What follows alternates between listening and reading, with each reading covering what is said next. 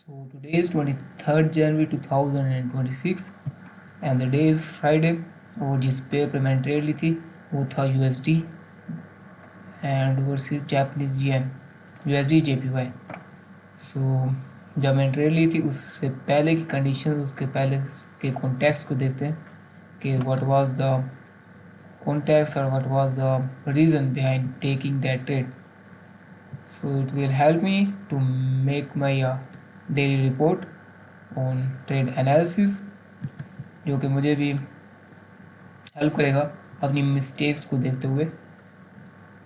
So before my trade this wasn't happen, a simple trend line थी, उसके ऊपर जब भी प्राइस आ रही थी so it was showing the buyers momentum और बायर्स की स्ट्रॉन्गनेस शो कर रही थी and it was closing above this trend line. उसका मतलब ये था कि ये ट्रेंड लाइन को वैलिडेट कर रही है। It was validating the trend line कि trend line is good, is validate. On a daily time frame what we have seen was कि अ सिंपल रेजिस्टेंस ही USD JPY पे जिसको मैंने मार्क किया था और spot was simple trend line, nothing much more than this. So going towards the 4-hour time frame,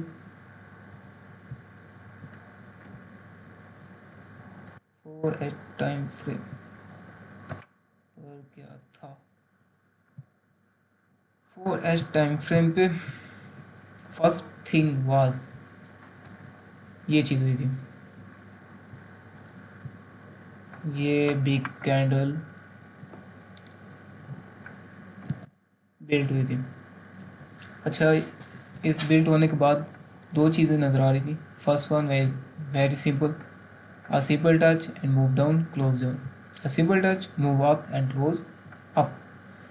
ये चीज़ें दो चीज़ें शो कर रहा था। First one a valid area जहाँ पे सेलर्स एक्टिव थे, अ वैलिड एरिया जहाँ पे बायर्स एक्टिव थे and it was also showing कि ये ट्रेंड लाइन को वैलिडेट कर रहा है। It move down in validate this trend line, tried to peak and break this trend line but didn't do that and move upward above this trend line, validating this trend line। एक ये चीज़ हुई first one, we have valid trend line. इस trend line को अभी भी इसमें strongness है ट्रेंड लाइन में एंड टू लेवल्स और, first was the resistance area, second was the support area.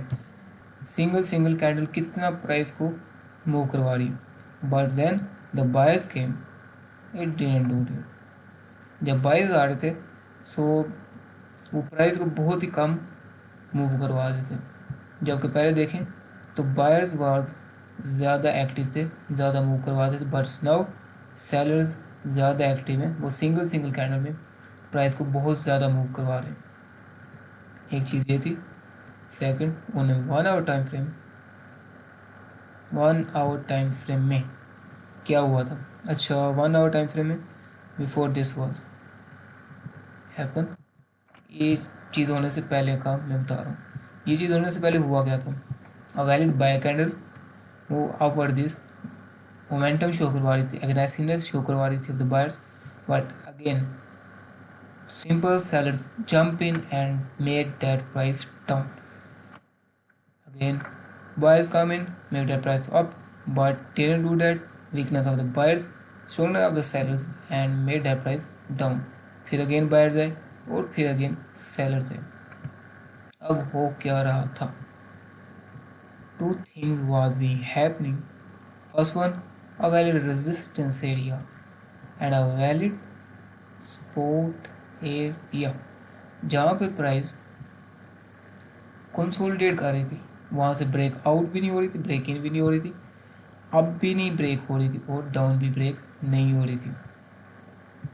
This two areas was marked before this thing was happened and a valid support and a valid resistance only 2 time frame, sorry only 1 time frame. Going to a low time frame of 30 minutes, 30 minutes में similarly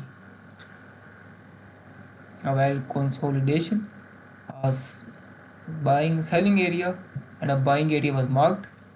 again अब यहाँ पे क्या हो रहा था, first one और 30 minute time frame 1 2 and 3 मतलब कि 1 आवर एंड 30 मिनट्स मार्केट में क्या हो रहा था, कंफ्यूजन थी। Market didn't able to decide कि हमने प्राइस को कहाँ पे लेके जाना है, आइदर अपवर्ड आइदर डाउनवर्ड। कैसे पता चला? From these candles. यहाँ पे बायर्स भी शो हो रहे हैं, यहाँ पे सेलर्स भी शो हो रहे हैं, यहाँ पे उनके दरमियान का कॉन्फ्लिक्ट भी शो हो रहा है एंड वीकनेस भी शो हो रही है कि one of them is not going to be weak. So we have a confusion in the market over where, over, wait a minute, we have a confusion in the price over here. Okay, so this was, अब trade कहाँ पे ली थी? Trade ली थी 5 minute time frame पे। क्या चीज़ show हुई थी? First of all a valid resistance area show हुआ था। सेकंड ऑफ ऑल जो स्ट्रेंथ थी वो डॉलर